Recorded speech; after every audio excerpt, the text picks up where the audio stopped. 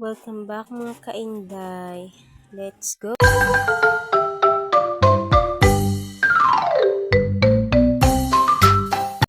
Hi mga kainday, for today's video.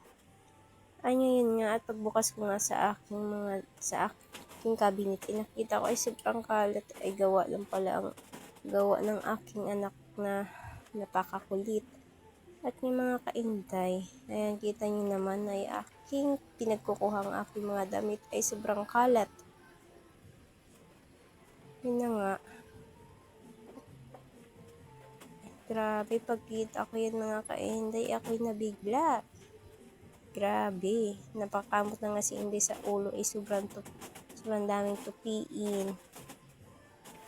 Ayan nga mga kainday, is dami pang tayo ng ipis.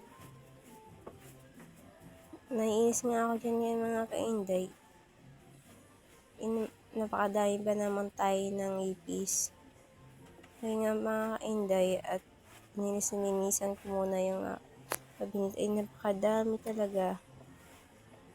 Ayan mga kainday ay sobrang dami sa aking tutupiin. Nakita nyo naman doon sa taas ay marami pa rin. Yung mga kainday ay magsisimula na nga tayong magtutupi. Ay inuuna ko muna nga ang aking mga pants or pantalon.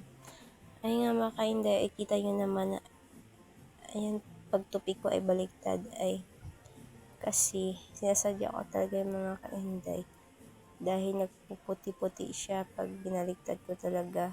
Kinainis ako ay maraming puti-puti, parang yung basta alam niyo na yung mga kainday. Ayun na nga, ako'y nagtutupi ng mga ganyang pants ay hindi ako marunong, nahihirapan si Inday. Haha, ba't ka anon? Ayun yung mga kainday, at napakabagal nga ni Inday magtupi. Hanay, patingin-tingin pa.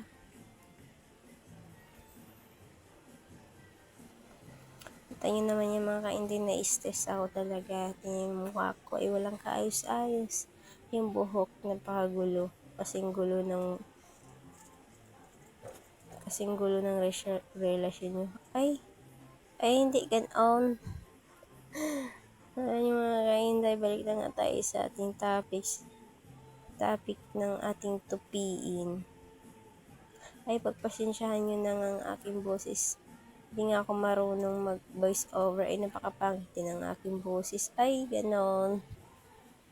Wag naman ganon. At least may boses tayo, di ba mga kainday? Ay na nga mga kainday, napakabagal ni Inday magtupi. Parang pagong. O, ayan mga inday, tingnan naman di ba? Hindi marunong si Inday magtupi ng mga pants. Ayan, paulit-ulit pa yan ni Inday magtupi. Ako'y nainis talaga pag ito ang tinutupi ko ay hindi ako marunong. At kaya ganon. Marunong lang ata magkalat. Ay, hindi pala. Magsuot. Ayan mga kainday. Huwag nyo naman pasinin yung background ko eh. Naisis na dyan si Inday. Ganun nga ang nangyari sa damitan.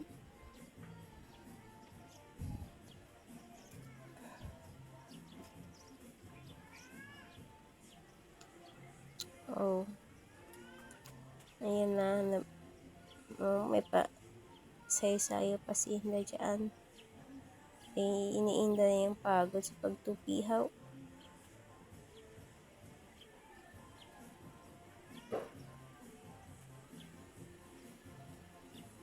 Yung mga kainday.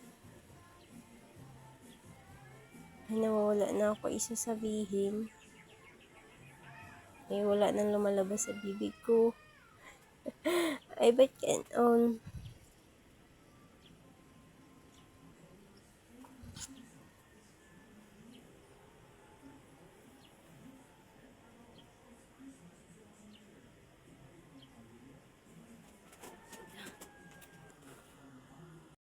Ito na nga mga kainday ang ating finish buti natapos din. Dito na lang.